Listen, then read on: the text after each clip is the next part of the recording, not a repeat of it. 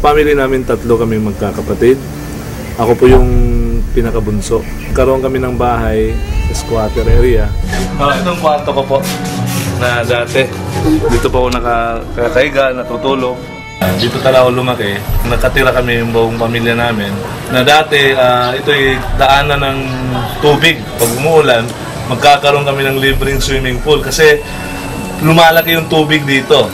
At ngayon ay siyempre natambakan na ng mga lupa at nagbago na, pero memorable masyado to kasi dito ako panganak at dito rin ako lumaki. Nakamalay na ako sa buhay ko, doon ko karoon ng mga pangarap na balang araw magkaroon kami ng bahay na maganda, na buhay na maganda. Dahil po yung buhay talaga namin napakahirap noon. Kasi nga, yung trabaho ng papa ko, family driver ng isang consular. Nakuha sa dahil sa kabaitan din ng papa ko. Kaya nakapagtrabaho siya sa city government, driver lang din. So yung mama ko naman din, siya naman yung nagpapatakbo ng karinderya. Yun din yung kinukunan ng extra income nila para makapag-aral kami magkakapatid. At nabubuhay kami sa 5-6 yung pautang. Hindi ako nakapagtapos kasi nga nabaon kami sa utang. Tinakripisyo ko yung pag-aaral ko dahil para sa kapatid ko. Kaya naghanap ako ng paraan na para makatulong sa parents ko. Dahil sa hirap na naranasan ko po. Yun yung naging lakas ko na para magbuo ng pangarap na balang araw malalampasan ko lahat ng problema namin. Malalampasan ko yung kahirapan namin. Naghanap ako ng mga oportunidad para mayaon sa kahirapan yung family namin. Nung natapos na ng pag-aaral ng high school, way back 1999, parang naging tambay ako kasi 1 year din ako hindi nakapag-aral agad. Kaya yung ginagawa namin doon, ginagawa ko doon, talagang nagtatrabaho. Kaya lahat ng trabaho sa terminal, Ecoland Terminal o terminal ng bus ay naranasan ko po yan. Paglilinis ng sapatos, yung pagbibenta-benta ng mga durian candy, at saka yung pagkakarga ng mga bagahe ng mga pasahero. Yun, naranasan ko po yun para makatulong ako sa mama at papa ko. Humingi ako ng pagkakataon ng Panginoon na kung bibigyan niya ako ng chance ay hindi ko talaga pakakawalan. Yung unang pag-iempleyado ko po, award craft po yun, yung paggawaan ng mga plaque, ng mga trophy. Actually, nagtrabaho ko para sa ate ko, para makapagtapos siya ng pag-aaral niya, na makatulong din ako sa mga tuition niya at saka sa parents ko. Nung nag-graduate yung ate ko, nag-stop na akong magtrabaho at pumasok na ako sa negosyo, pagninegosyo. Kasi alam ko nung sa pagninegosyo, doon natin makukuha yung mga pangarap natin. Doon, may isang company akong napasukan na talagang yun, doon ako namulat na talagang grabe pala yung potential income ng ganitong klaseng negosyo. Kaya na-challenge ako doon. Sabi ko, pag-aaralan ko to, kasi nasa-challenge ako sa mga taong umaasenso. Kahit anong background mo, nakapagtapos ka man wala, open sa lahat, sa mga taong nangangarap. So ako yung taong gigil na gigil dati na talagang makuha ko mga pangarap ko. Kaya nung napag-aralan ko siya, ay hindi din pala parang gano-gano ka basa-basa kang papasok.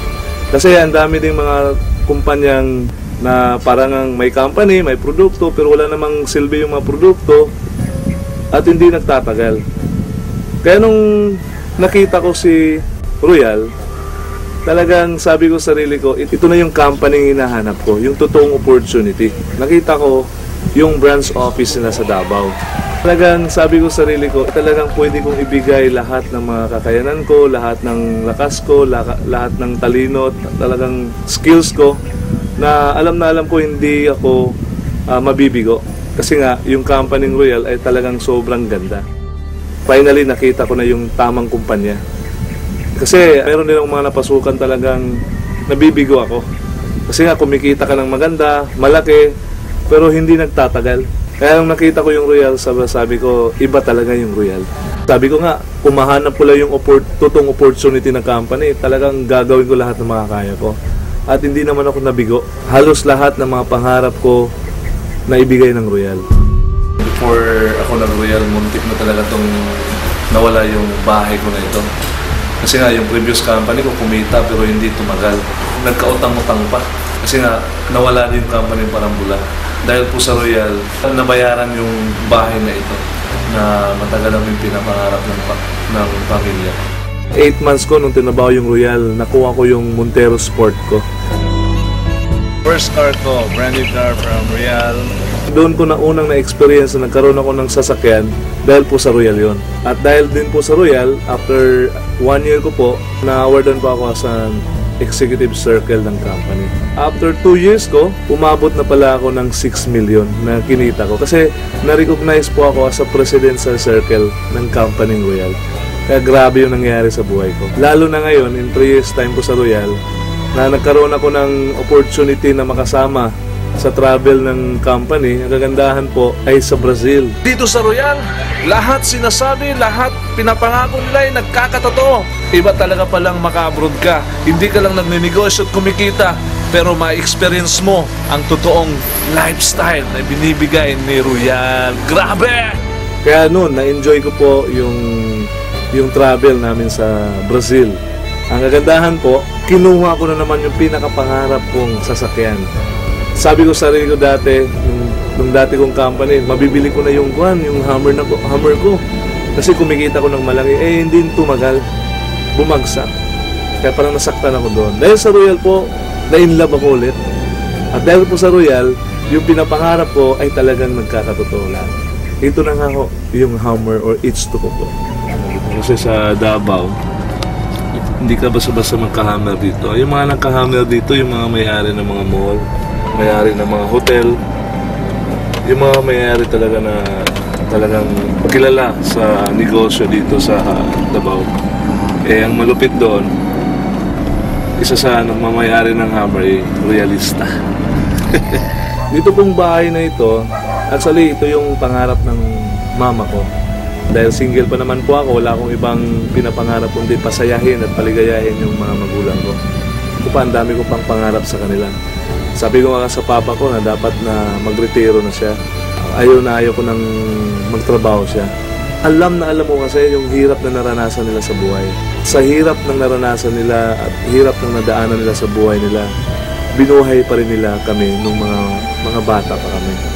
Kaya ngayon, nung ako nang nasa kalagayan ko, ay gustong-gusto ko naman makabawi sa kanila.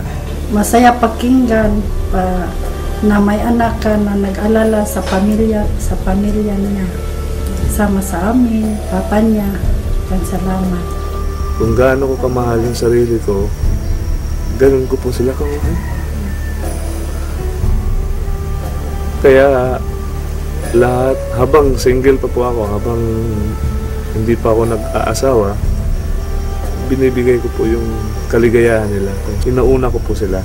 Marami tayong kaibigan, magiging partner.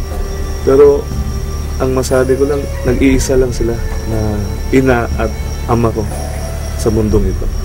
Kaya kahit anong mga hirap na naranasan ko sa pagninegosyo, makita ko lang sila, parang namomotivate na ako, parang nabibigyan ako ng lakas na ipagpatuloy yung naumpisan kong pagtatrabaho na maayos at yung tama.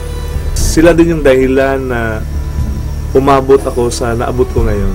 Kasi kung hindi dahil sa kanila, siguro matagal na ako rin nag-give up. Kaya kahit anong gawin ko, lahat ng ginagawa ko, sa ngayon po para sa kanila po.